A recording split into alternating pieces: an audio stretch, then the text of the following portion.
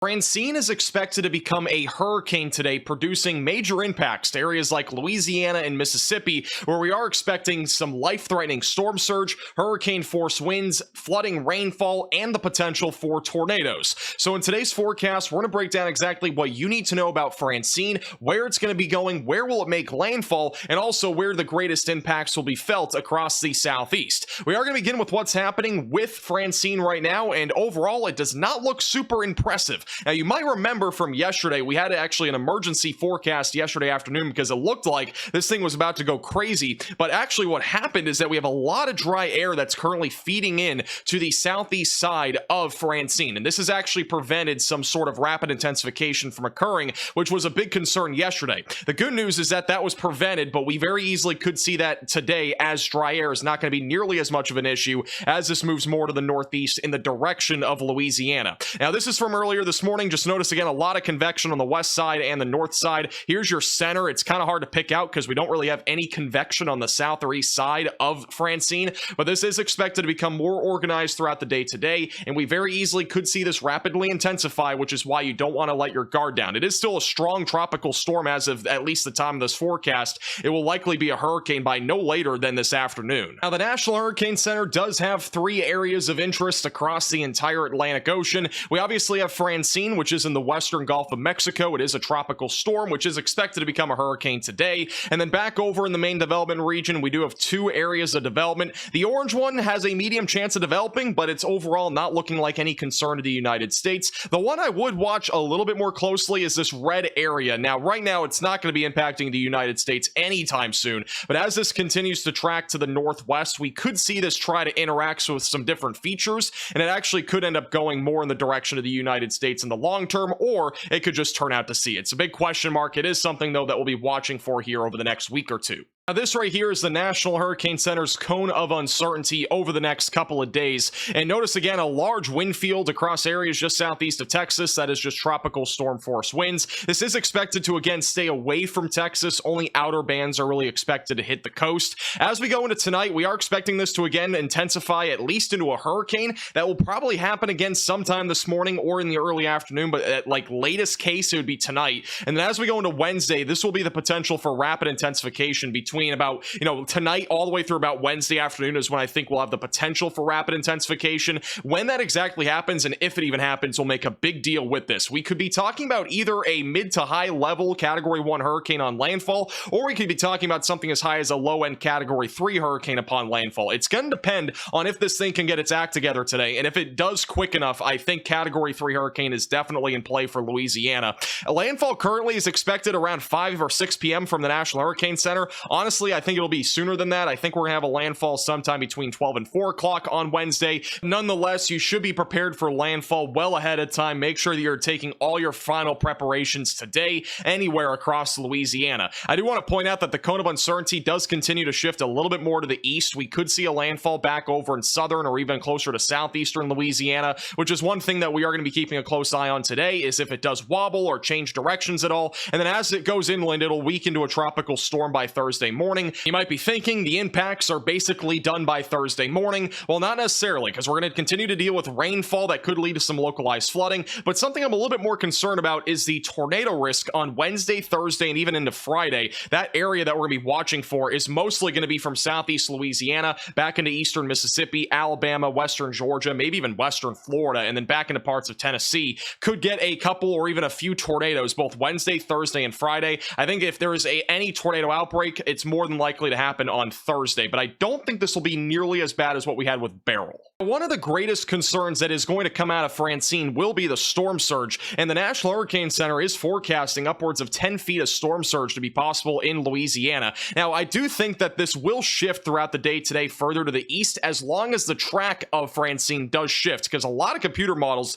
are indicating more of an easterly landfall compared to yesterday, which a lot of models yesterday were back over in southwest Louisiana. They've been shifting over time, and usually the most significant storm surge does come on the eastern side of a hurricane. And in this case, I do think we're going to have more significant storm surge in southeast Louisiana and southern Mississippi. So expect these numbers to go up a little bit as we go throughout the day today, but I do think in a whole, we are definitely going to see some significant storm surge right along the immediate coastline. So make sure that you are prepared for that. Now this right here is the spaghetti models, and the reason why I'm showing you this is that it's a group of computer models that give an idea of the track of Francine, and this is from actually 18 hours ago, so this was actually from yesterday's track. And notice how a lot of them were going towards southwest Louisiana, with one outlier going towards New Orleans. Now look at this is the most recent runs, and notice a lot of them have shifted more to the east by about 50 to 75 miles. It's a pretty big shift to the east. Now granted, we could see this move back to the west today, we could see this move a bit further to the east, which is why I would be definitely mindful if you're anywhere in southern Mississippi or anywhere across the coast of Louisiana. Make sure that you're taking evacuation orders seriously, and make sure that you are preparing for category 2 or category 3 type impacts if you're right near the shoreline, and even inland, make sure that you are taking the proper precautions. Now overall, the general gist is that this will likely just go right up the Mississippi River and then eventually throughout the Ohio Valley as we go later into the week. Now let's dive more into the future radar, and we're going to begin with wind speeds first, because this will give you more of an idea of where we're going to see the greatest hurricane force winds once this makes landfall in Louisiana. So this is the latest from the HAFS-B model, which is a hurricane model. This is specifically used for hurricanes. These are usually very accurate and very reliable. This is what it looks like as we go later into today. And again, notice the highest wind speeds are all offshore, still very far to the east of Texas. So this is not going to be impacting any land really today, aside from some of the outer bands. By tonight into tomorrow morning, we're going to start to see this intensify further as it continues to move to the north. Notice how the wind speeds start to ramp up. We also have a pressure dropping, indicating that we are likely to see at least some intensification tonight into tomorrow morning.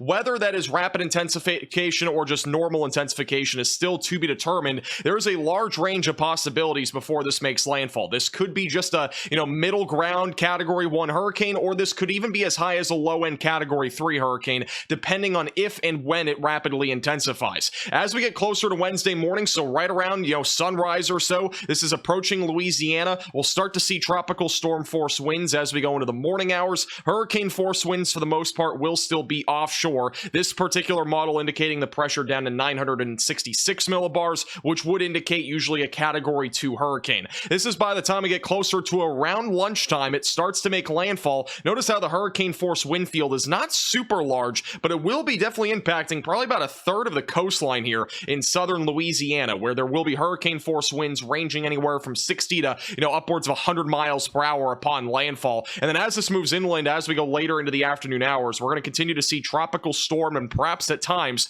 hurricane force winds back over near New Orleans. Now again, one of the biggest things that we've been monitoring here over the last 24 hours is the shift to the east with a lot of the computer models, and that is something that we need to keep in mind here, is that this particular model brings us more towards New Orleans, and in that case we'll be dealing with more flooding rains and the potential for hurricane force winds in that particular area. Now this is what the future radar looks like. Again, notice how it intensifies tonight. This is by Wednesday morning. Some of those outer bands will bring the tornado potential Wednesday morning to parts of southeastern Louisiana, and this eventually makes landfall around or just after lunchtime on Wednesday, and then eventually through the afternoon a lot of the rain will be falling on the northern and eastern side of the eye. So expect the greatest rainfall totals to be in southern Mississippi, southeastern Louisiana, and southern Alabama. Tornado threat should continue all throughout the afternoon, evening, and even into Thursday as these outer bands continue to move to the north. I think the greatest tornado threat will be in Alabama and Florida, which we'll talk more about here in just a second. Another impact that Francine will bring is the abundance of rainfall. We do have the potential for flooding.